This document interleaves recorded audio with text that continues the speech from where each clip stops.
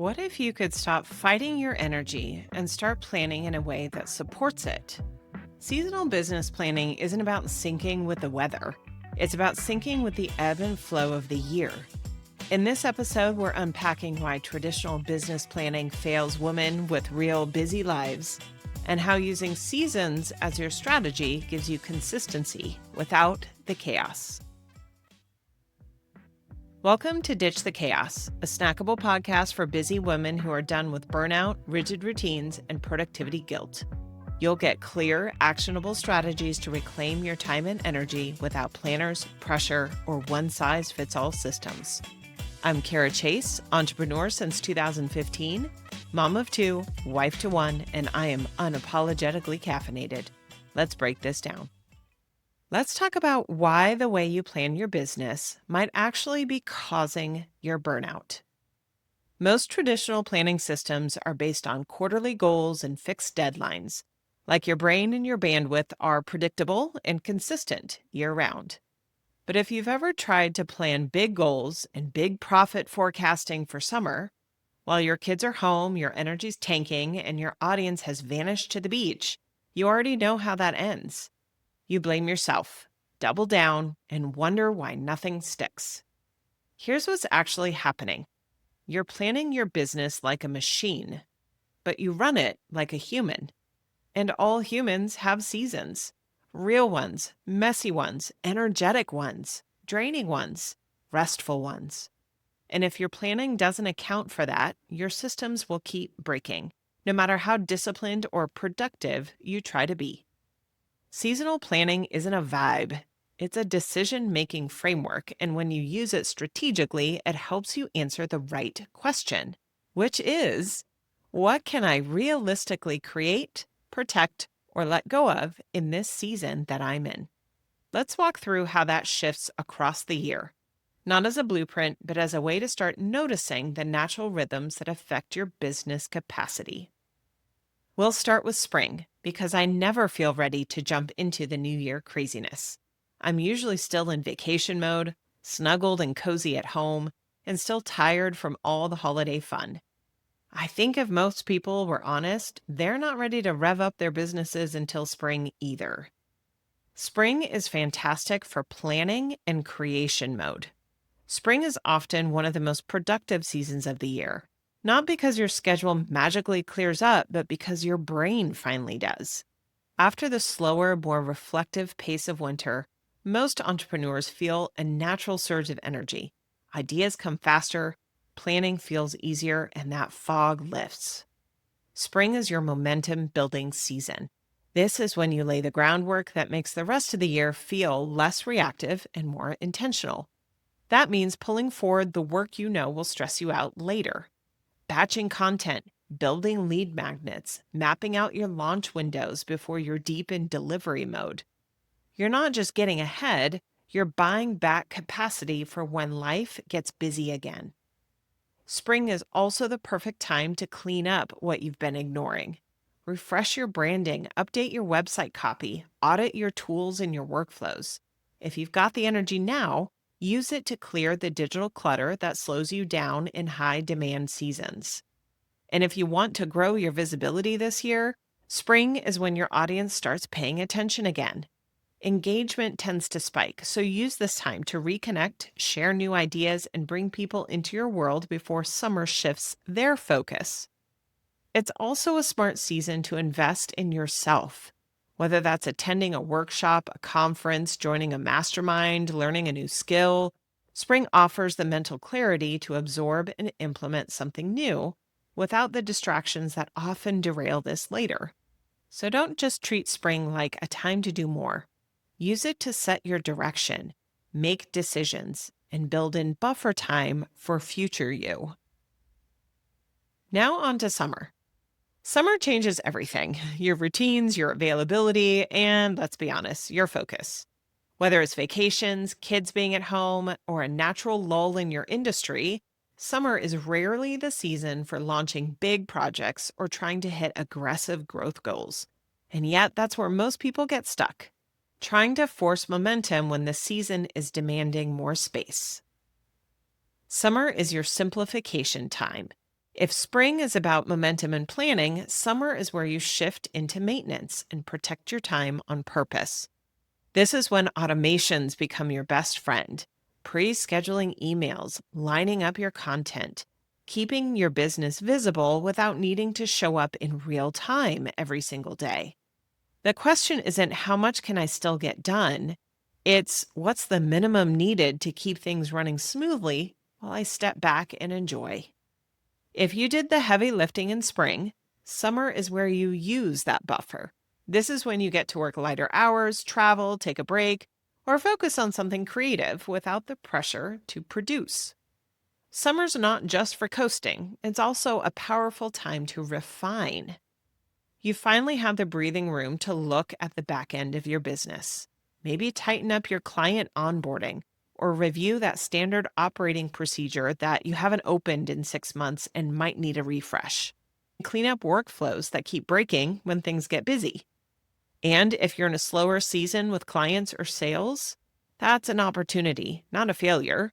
You can use that space to reconnect with your audience, check in with past clients, or rebuild stronger engagement without the urgency of a launch.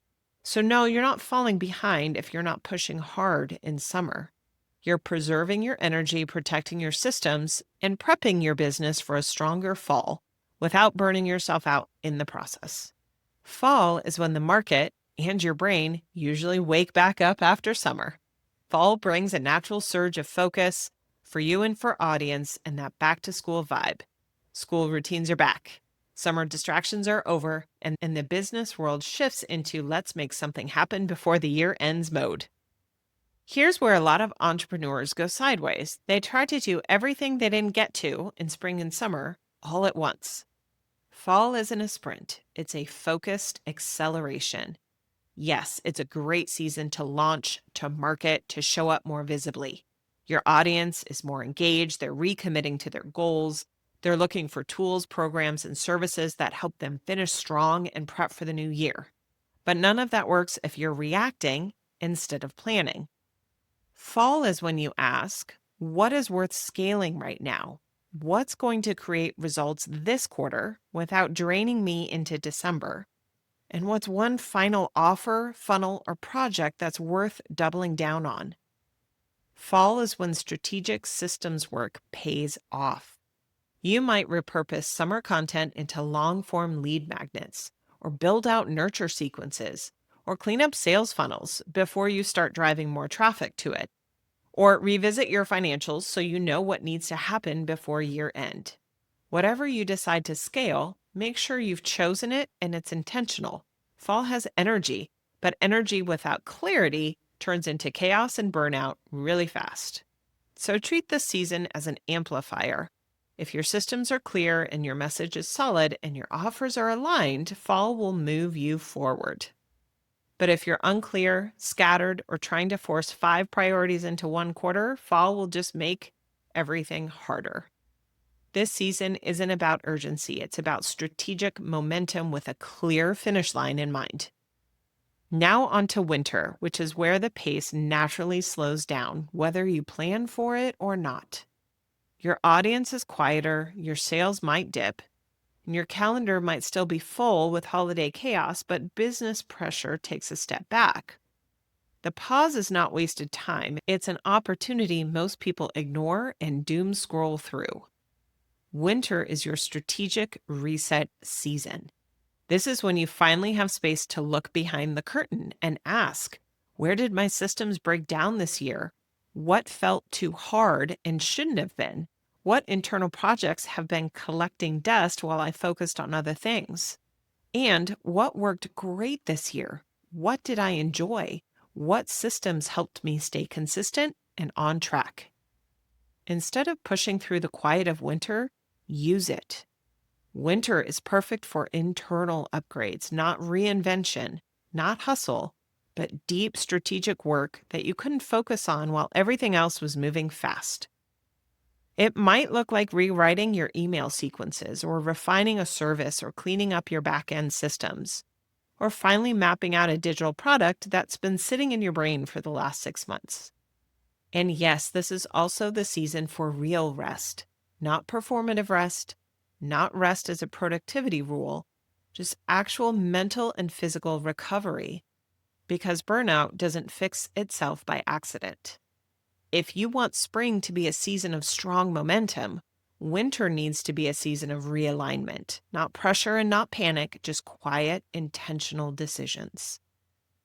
The easiest way to think of seasonal planning is shifting from back of house work to front of house work from quarter to quarter, so you don't burn out and so you have an anchor for what kind of work to be doing when. It isn't about syncing your business to the weather, it's about syncing your strategy to real life and being human, not a machine. And once you shift that, you stop pushing through burnout cycles that were never sustainable in the first place. Now, you might be thinking, this all sounds great, but my business doesn't follow the school calendar or a retail cycle. And you'd be right to push back if this was about matching your launch plan to the weather forecast. But that's not what seasonal planning is. Seasonal planning isn't a template you're supposed to squeeze into. It's a framework that flexes with your energy, your client flow, and the real demands of your business. If your busy season is summer and your slow season is fall, great. That just means your version of simplify and scale shows up at different times. That's not a problem. That's actually the whole point. This model works because it's built around identifying your actual capacity and using that awareness to plan intentionally instead of reactively. So no, you don't need to follow the exact shape of spring, summer, fall, winter. What you need is a rhythm that matches your reality.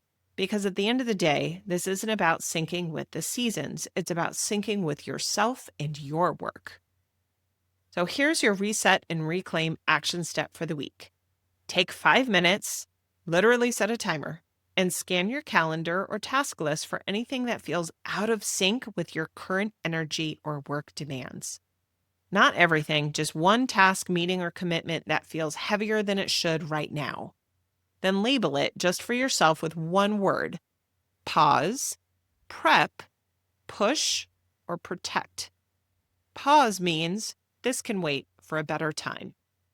Prep means I need more time or support before I can do this. Push means I'm forcing this and it's draining me. Protect means this still matters right now. I need to keep it, but guard my bandwidth around it. You're not solving anything right now. You're naming where the friction lives so you can stop blaming yourself for inconsistency when it's really just misalignment. This is how seasonal planning starts, with one baby step, with clarity, not a complete overhaul. Let's wrap this up with our key takeaways. Seasonal planning isn't about syncing with nature. It's about syncing with yourself and your work. Spring is for planning, summer is for simplifying, fall is for pushing forward, and winter is for resetting. Whatever that looks like for you. Those seasons might look different for you depending on your work. When you stop expecting the same output every quarter, you stop burning out. And if you're nodding along but wondering how to actually turn this into a rhythm that works for your life and your business, that's exactly what I built Chaos Detox for. So you're not just recognizing the disconnect, you're learning to build a system that works for your energy, your capacity, and your life. Thanks for tuning in. If this episode helped you, hit follow and share with a friend who would love it. For more resources, show notes, and my Chaos Detox course, visit carachace.com. Until next time, I'm Cara Chace, reminding you to keep questioning the rules and making your own.